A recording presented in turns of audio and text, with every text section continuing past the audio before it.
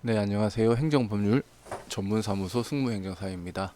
네, 두 번째 영상. 포스팅을 하면은 같이 이제 영상을 촬영해야 되는데, 제가 좀 계속 전에도 몸이 좀 안 좋아가지고 병원도 다니고 있고 해서 좀 늦네요, 많이.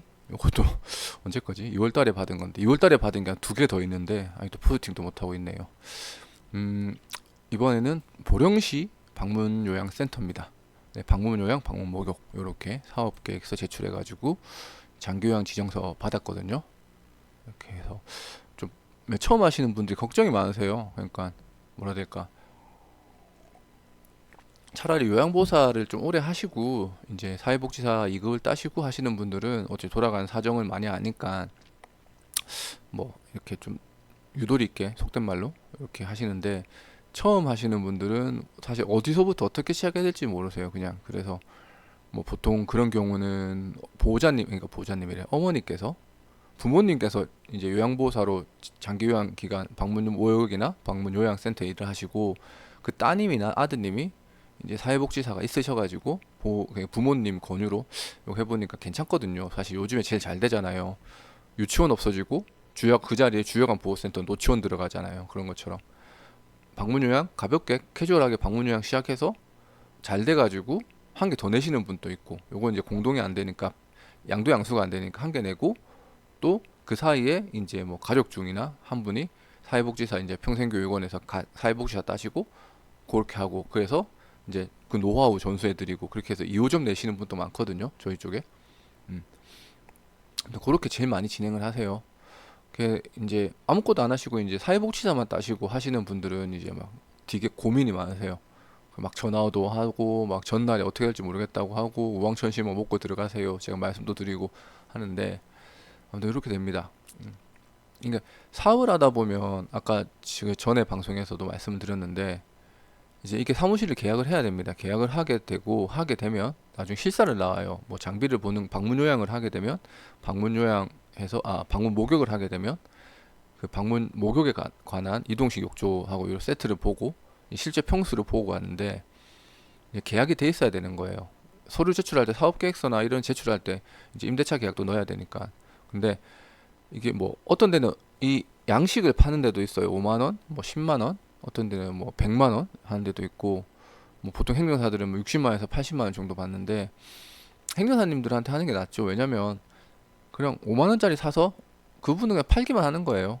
10만 원짜리 팔기만 하는 거예요. 어떻게 돌아가는지 몰라요. 시스템 자체를, 문서 자체를 어떻게 하는지 모르고 그냥 팔았으니까 장땡이죠. 그냥 간식값 버는 거죠. 뭐 속된 말로 저희 쪽 은어로 그냥 치킨값 벌었다고 하는데, 근데 그 문서를 언제 건지도 보증할 수도 없고, 사실 문서도 그렇잖아요. 보는 사람이 저도 공무원 출신인데 문서를 보면은 그 문서를 만드신 분의 그런 능력이나 역량 이런 것들을 보거든요. 그런 문서도 저희도 다른 데서 했는데 실패해가지고 오신 분들, 저희도 그 문서 한번 보여달라고 하면 정말 형편없는 문서도 많아요. 뭐 1990년도 법 이야기도 들어가 있는 경우도 많고. 네. 그래서 그런 경우도 있어요. 그러면 이걸 행정사님한테 맡기면 더 안 되는 거 아니에요? 라고 하는데, 저희는 그렇게 말씀드려요. 행정사한테 맡겼다고 말씀드리라고 해요. 그 숨길 필요가 없어요. 왜? 지금은 이제는 그렇잖아요. 그러니까 변호사하고 노무사, 뭐 법무사 맡기는 게 부끄러운 게 아니잖아요. 당연히 못하면 노동법 관련해서 못하면 이제 노무사님 찾아가는 거고, 재판 못하면 법무사 가는 거고, 변호사님 찾아가는 거잖아요. 뭐 법무사무 찾아가는 거고, 이제 행정사도 그런 공공기관이나 뭐 공무원 행정청에서 알아요, 어떤 역할을 하는지. 그래서 말씀을 드리라 그래요. 그냥 돈 주고 했다고, 행정사한테 맡겼다고. 예. 뭐 저희는 그렇게 말씀드리라 그래요. 그 대신 공부는 하셔야 된다 그래요. 저희가 보내드린 문서 최소한 2번 정도 읽어보시라고. 그리고 장기요양 지정심사 들어가라고. 저희가 보내드린 문서도 많거든요. 뭐 저희 블로그 보면 아시겠지만 사실 전국구를 다 해요. 뭐 제주는 안 해봤구나. 근데 한반도에 있는 부속 도서는 못 해봤고, 네, 이제 한반도 내에 있는 뭐 북한도 못 해봤고, 다 해봤어요. 웬만한 데는 다 해요. 뭐 홍천, 뭐 강원도 지역도 해봤는데 그쪽에서 요구되는 자료들이 다 녹아 들어가 있어요. 그러니까 어떤 데 보면 이제 너무 방대한 거 아니냐라고 하는데, 실질적으로 각 지자체에서 요청하는 게 다 들어가다 보니 좀 방대해 보일 수는 있어요. 그것도 말씀드리라 그래요. 네, 그러면 문서적에선 문제가 안 나요. 이제 지정 심사가 문제죠. 그 시사장님께서 가서 이제 뭐 잘 모르겠는데요, 그쪽 하면 이제 다음 차수를 노려야 되는 거고. 네, 그렇게 안 하고 모르시면 배우겠다고. 네, 부끄러워도 배워야죠. 뭐 저희도 그래요. 저도 그래요. 모르면 배워요. 주무관한테 전화해서 막 부끄럽지만 배워요. 그런 노력이 필요하신 거죠. 그것도 안 하고 하시려면 안 되죠. 사실 서류는 끝나고 나면 되는데 실제 운영은 더 부끄러운 일이 많을 텐데. 그렇죠? 음. 아무튼 앞에 말씀드린 것처럼 저희 전국 지자체에서 다 해요. 안 해본 데가 없어요.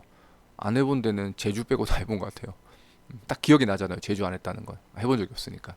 네. 그리고 충남도 많이 했어요. 보령시도 했고. 네. 네, 보령시 심사기준표는 거의 비슷해요.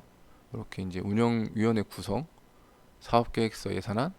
예산안은 이제 인건비 비율만 맞추면 특별한 건 없어요. 뭐 근데 이제 뭐 예를 들어서 뭐 프로그램을 진행하면 프로그램 사업비가 들어가야 돼요. 방문 요양이라고 해서 프로그램이 없으면 없다고 해서는 안 됩니다. 방문 요양도 프로그램 할 수 있어요.